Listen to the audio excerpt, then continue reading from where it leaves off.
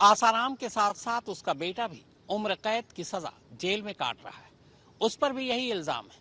इन बाप बेटों के अलावा कई और ऐसे बाबा हैं जो जेल में इस वक्त अपनी सजा काट रहे हैं। तो चलिए ऐसे बाबाओं पर भी एक नजर डाल लेते हैं।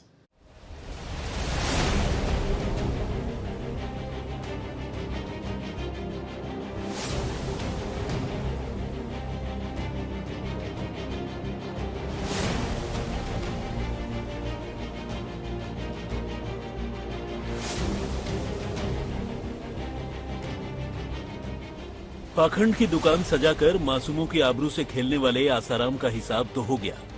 जोधपुर की अदालत ने उसे हमेशा हमेशा के लिए काल कोठरी में पहुंचाने का फैसला भी सुना दिया। लेकिन आसाराम से अलग अब भी हमारे इर्द गिर्द ऐसे बाबाओं की कोई कमी नहीं जिन पर बलात्कार से लेकर कत्ल और लोगों को नपुंसक बनाने से लेकर देशद्रोह करने जैसे संगीन इल्जाम हैं। और कानून उनका भी हिसाब करने की तैयारी में है। कई और बाबाओं का हिसाब हो भी चुका है। इन एक से बढ़कर एक नमूनों में कोई पुलिस के शिकंजे में है, तो कोई जेल में एड़ियां रगड़ रहा है, तो कोई बाबागिरी की दुकान समेटकर पुलिस से भागता फिर रहा है। आसाराम का पाप और उस पाप का हश्र तो हम सब के सामने है। आसाराम की आखिरी सांसें तक अब कैद कर ली गई हैं, मगर बाबा लोक में मौजूद आसाराम न तो आखिरी बाबा हैं और न ही आखिरी मुजरिम। उनके पीछे भी बाबाओं की लंबी चौड़ी फौज है। इस कड़ी में पहला नंबर तो बाप के बाद बेटे का ही है। आसाराम के नक्शे कदम पर चलने वाला उनका सपूत नारायण साईं। बाप के पीछे पीछे ये भी जेल पहुंचे और इनके भी गुनाहों का हिसाब किताब आखिरकार हो ही गया। बाप की तरह बेटा भी बलात्कार के मामले का मुजरिम है। सूरत के इस जहांगीरपुरी थाने में 3 अक्टूबर 2013 को दो बहनों ने एक ऐसी शिकायत दी जिसने आसाराम के साथ साथ उनके बेटे नारायण साईं को भी सलाखों के पीछे पहुंचा दिया। ये शिकायत थी उन दो लड़कियों की जो कभी आसाराम और नारायण साईं को भगवान की तरह पूजती थी, उनकी इज्जत करती थी। लेकिन दोनों ने इन बहनों के साथ जो कुछ किया वो बड़ा ही अजीब था। इस शिकायत की माने तो आसाराम ने जहां बड़ी बहन के साथ अहमदाबाद आश्रम में बार बार रेप किया, वहीं बेटे नारायण साईं ने छोटी बहन के साथ सूरत और पिंडमाला आश्रम में रेप किया। शिकायत के मुताबिक ये दोनों बहनें पहली बार 1997 में आसाराम के अहमदाबाद आश्रम में रहने के लिए आई थी। उन दिनों वो दोनों बाबा की भक्ति के अलावा आश्रम में मौजूद फैक्ट्रियों में काम करती थी। वैसे तो आश्रम में कई रहस्यमयी घटनाएं होती थी, लेकिन उनके साथ पहले कई सालों में ऐसा कुछ भी नहीं हुआ। लेकिन साल 2002 में दोनों ही बहनों के साथ ज्यादती हो गई। एकांतवास और समर्पण के नाम पर आसाराम ने जहां बड़ी बहन को अपना शिकार बना डाला, वहीं उनके बेटे नारायण साईं ने छोटी बहन को। इस शिकायत के बाद नारायण साईं तो जेल गया ही, बाप बेटे की करतूतों की नई कहानियां भी सामने आने लगी।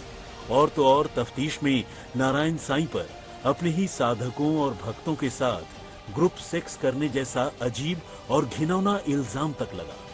ये पता चला कि किस तरह बाप बेटे ने अपने भक्तों को फंसाने के लिए साधकों का पूरा गैंग बना रखा था, जो लड़कियों को बहला फुसलाकर उनके हरम में पेश किया करते थे। और शायद ये इल्जाम ही थे जिन्होंने बाप के साथ साथ इस बेटे को भी ऐसा जेल के अंदर भेजा कि बाहर आना एक ख्वाब बनकर रह गया। इन बाबा को कौन भूलेगा। जरा सी कानून की नजरें टेढ़ी क्या हुई, एक साथ कई राज्यों में आग लगवा दी। बाबा से एक्शन हीरो बने तो सचमुच एक्शन पर ही उतर आए। बाबाओं की मौजूदा जमात से ये भी कोई अलग बाबा नहीं निकले। इस पर भी वही इल्जाम है, यानी रेप का। निचली अदालत 20 साल के लिए पहले ही जेल भेज चुकी है। ऊपर की अदालतों ने भी उसी फैसले को बरकरार रखा है। अभी कई और मामले ऐसे हैं जिनका हिसाब किताब बाकी है। अब जब बात हीरो बाबा की होगी तो हीरोइन को कैसे छोड़ सकते हैं। जी, ये वही बाबा की हनी है जिन्होंने अकेले पूरे देश को हफ्तों छकाया, महीनों भगाया, तब जाकर बड़ी मुश्किल से हाथ आई। इस पर भी इल्जाम लगा था कि बाबा राम रहीम को जेल जाने से रोकने के लिए इसने एक साथ कई राज्यों में चिंगारी फूंक दी और 30 से ज्यादा लोगों को मरवा डाला। फिलहाल इसके हीरो तो जेल में हैं, लेकिन ये बाहर है। रही बात इसके केसेस की, तो वो अभी चल रहे हैं। उम्र के इस पड़ाव पर ये महाशय भी आसाराम, नारायण साईं और राम रहीम जैसे इल्जामों से घिरे हैं। नाम है बाबा वीरेंद्र देव दीक्षित। बाबा ने आध्यात्मिक ईश्वरीय विश्वविद्यालय के नाम से देश में न कितने आश्रम खोल रखे हैं, लेकिन कहते हैं कि जो भी लड़की एक बार इनके आश्रम में आती है वो आसानी से बाहर नहीं निकल पाती। इन पर भी रेप का इल्जाम है। ये बाबा थोड़े चतुर हैं, इधर इल्जाम लगा और उधर फुर हो गए। अब सीबीआई कई सालों से बाबा के पीछे पड़ी है।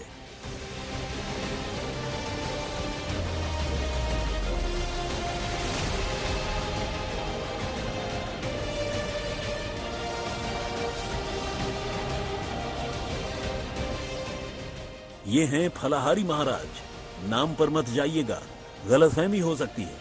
बस इतना समझ लीजिए कि कर्म वैसे ही हैं जो आसाराम से लेकर राम रहीम तक के रहे।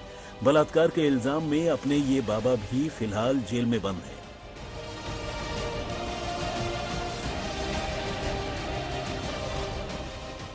इन बाबा के बारे में क्या कहूं, इन्होंने तो हद ही कर दी।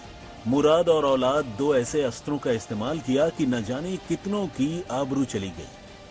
आबरू लूटने वाले भी ये खुद, लिहाजा इनकी जगह भी जेल ही है, जेल में ही है और आखिरी कतार में बैठे आखिरी फैसले का इंतजार कर रही है। समझ में नहीं आता कि ऐसे बाबाओं के भक्त भी कैसे कैसे हैं। अब भला कोई बाबा नागिन डांस करे और भक्त अंधे होकर बीन बजाएं, तो फिर बाबा को अकेले ही दोष क्यों दें? ये तो मशहूर ही अपने नाम से हो गए, बाबा इच्छाधारी। अब जब हरकतें ऐसी होंगी तो आदतें भी वैसी ही होंगी। इन बाबा ने तो अपने आश्रम को ही अय्याशी का अड्डा बना डाला था। इल्जाम है कि बाबा आश्रम से ही लड़कियां सप्लाई करते थे। फिलहाल बाबा जेल में है। बाबाओं की जमात में एक मां भी है। हालांकि ये आजाद है, लेकिन विवादों से इनका भी नजदीकी रिश्ता रहा है। आस्था के नाम पर ये भी अपने भक्तों को ऐसे ऐसे आइटम पेश करती हैं कि भक्त भी शर्मा जाए। आज तक ब्यूरो। इस समय पूरी दुनिया में लोग कंफ्यूज्ड हैं। वो समझ नहीं पा रहे हैं क्या सही है, क्या गलत है, क्या सच है, क्या झूठ है। और ये स्पष्टता हम आपको अपने इस नए शो में देंगे। सब कुछ ब्लैक एंड व्हाइट में बताएंगे। इस शो में मेरे बालों के अलावा कुछ ग्रे नहीं होगा। हर खबर ब्लैक एंड व्हाइट की तरह बिल्कुल स्पष्ट होगी। इस समय पूरी दुनिया में लोग कंफ्यूज्ड हैं। वो समझ नहीं पा रहे हैं क्या सही है, क्या गलत है, क्या सच है, क्या झूठ है। और ये स्पष्टता हम आपको अपने इस नए शो में देंगे। सब कुछ ब्लैक एंड व्हाइट में बताएंगे। इस शो में मेरे बालों के अलावा कुछ ग्रे नहीं होगा। हर खबर ब्लैक एंड व्हाइट की तरह बिल्कुल स्पष्ट होगी।